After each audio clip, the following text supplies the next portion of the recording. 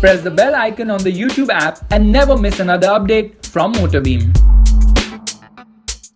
When we talk about Honda two-wheelers, everyone thinks that they're focused on the commuter segment with the Activa scooter and the Dream motorcycles. But Honda has proven you wrong with the launch of this bike, the Africa Twin. Because they've just not got it in India via the CBU route, they're actually assembling this massive bike in the country. Hi guys and welcome to MotorBeam.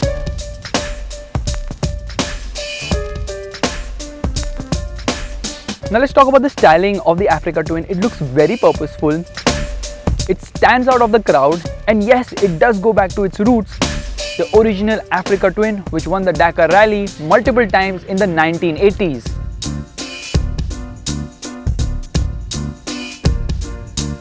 The Africa Twin really stands out. Of course, it has many elements which does remind you that this is an adventure motorcycle.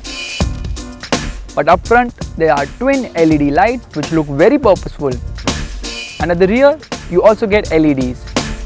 Now the tank itself is quite slim. The motorcycle has a very slim profile. The instrument cluster of the Africa Twin is a vertical unit, which Honda says is much easier to read and doesn't distract you when you go on off-road trails rather than it being wider or horizontal. Now this one has a lot of information on it.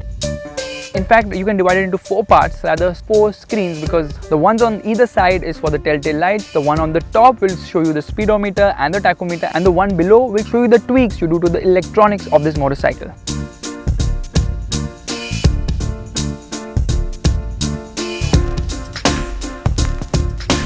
The Africa Twin is a very comfortable motorcycle. It is meant to tour, go on any kind of road, which means the seat is very comfortable. In fact, this particular model also comes with adjustable seats, so it can be reduced to 820 mm, while the maximum seat height can be increased to 840 mm. The pillion seat too is wide enough and quite comfortable.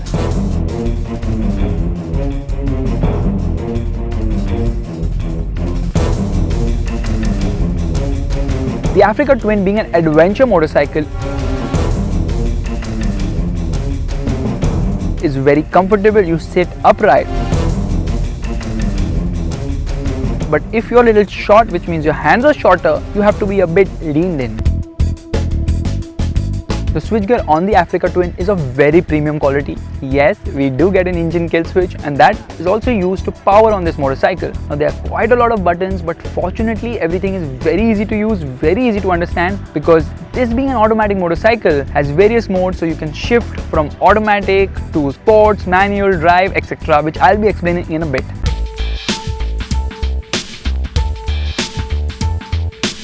Powering the Africa Twin is a twin-cylinder motor.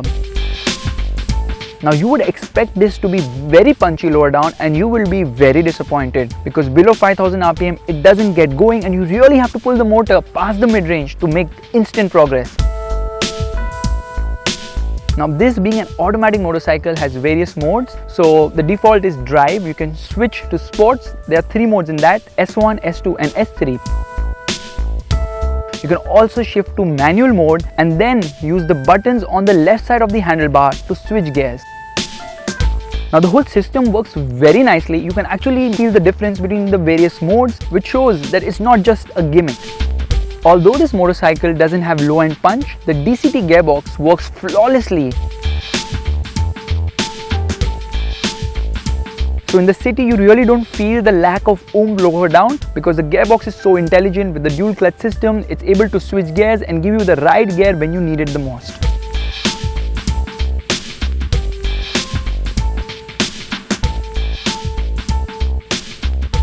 The Africa Twin is a nice sounding motorcycle. It has a traditional rumble of a twin cylinder motor, and as you push it hard, it really sounds exciting near its 8000 RPM red line.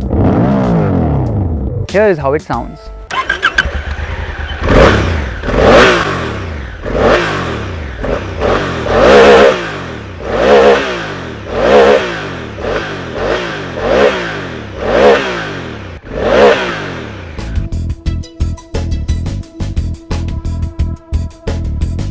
Africa Twin is quite a fast motorcycle. If you pull it hard and fast, you don't have to worry about shifting gears, which means that you can rush 200 km/h in no time at all.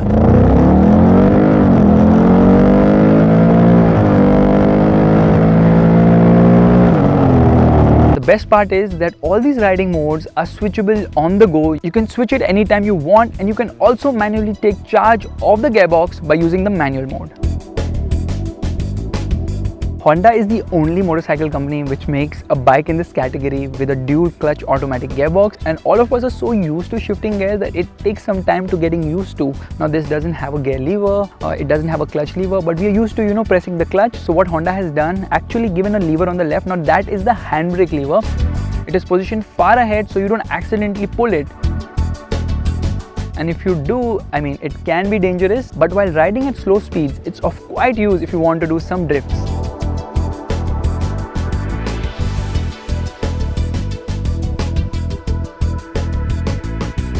The Africa Twin is underpinned by a semi-double cradle frame.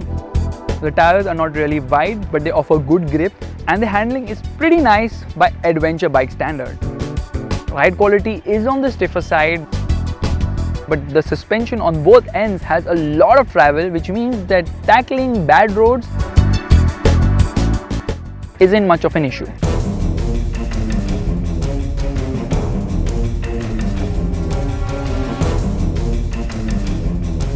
The Africa Twin gets ABS as standard. Now it is switchable, so you can turn it off. You have to be on standstill, you cannot do it on the fly. When you turn off ABS, rear ABS turns off, so you can do some crazy stuff when you're off-roading, like drifting or stepping off the rear. But on the road, the ABS is effective, but not as much as you would expect, because it tends to fishtail when you brake hard.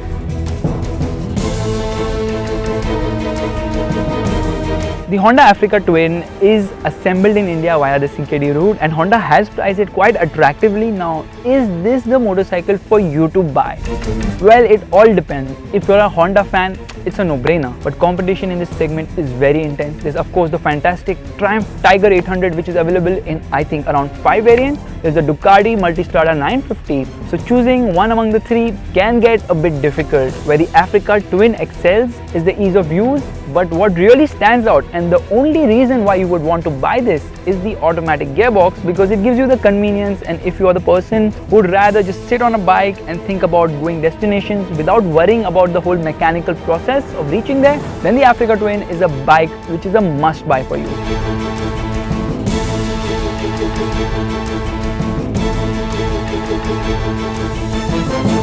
But if you're a rider who's stuck with the conventional thought of shifting gears, and honestly we all are like that, then you would really miss the manual transmission. And that is one of the reasons why probably I wouldn't buy one.